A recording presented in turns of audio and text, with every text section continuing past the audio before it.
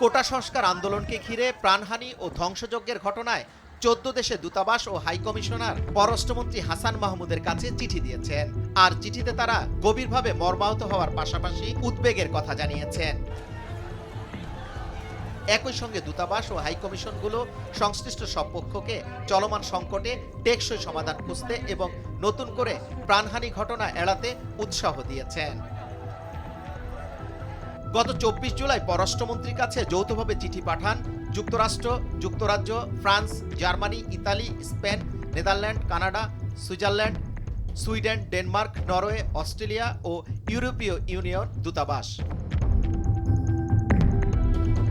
কোটা সংস্কার আন্দোলনকে ঘিরে এই চিঠিতে উল্লেখ করা হয়েছে আন্তর্জাতিক অংশীদার হিসেবে বাংলাদেশের সম্প্রতি ঘটনাবলী, বিশেষ করে বিক্ষোভকারী ও আইনশৃঙ্খলা রক্ষাকারী বাহিনীর সদস্যদের হতাহত হওয়া এবং সহিংসতা ও সম্পদ ধ্বংসের ঘটনায় তারা গভীরভাবে মর্মাহত ও উদ্বিগ্ন।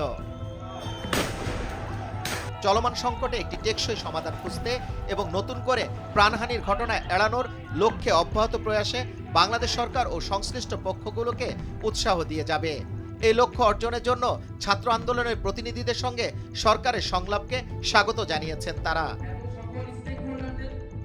মিশনগুলোর সঙ্গে আলোচনায় আইনশৃঙ্খলা রক্ষাকারী বাহিনীর কর্মকর্তাদের অতিরিক্ত বল প্রয়োগের জবাবদিহি নিশ্চিতের যে ইঙ্গিত দিয়েছেন পররাষ্ট্রমন্ত্রী, তারা এর প্রশংসা করেছেন। চিঠিতে আরও বলা হয়েছে, গত কয়েকদিনে আটক ব্যক্তিদের যথাযথ প্রক্রিয়ায় বিচার নিশ্চিত করা জরুরি। তেমনি মত প্রকাশের স্বাধীনতা, সমাবেশের অধিকার সহ মানবাধিকার সুসমন্বিত রাখাও গুরুত্বপূর্ণ। আন্দোলনকে ঘিরে কারফিউ জারি ও ইন্টারনেট সংযোগ বিচ্ছিন্ন হওয়ায় সব নাগরিকের জীবনে সুদূর প্রসারী প্রভাব ফেলেছে বলেও এতে বলা হয়। দূতাবাসগুলো মনে করেছেন, ইন্টারনেট সংযোগ পুরোপুরি চালু না হওয়ায় দেশ বিদেশের ব্যবসা, পাশাপাশি মিশনগুলোর সঙ্গে বাংলাদেশের যোগাযোগ চরমভাবে ক্ষতিগ্রস্ত হচ্ছে।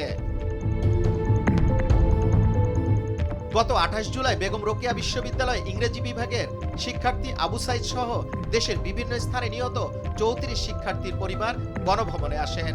প্রধানমন্ত্রী ৩৪ জনের পরিবারের সদস্যদের হাতে আর্থিক সহায়তা হিসেবে পারিবারিক সঞ্চয়পত্র এবং নগদ অর্থ তুলে দেন। যুবরাজ ফয়সাল, ভোরের কাগজ, ঢাকা।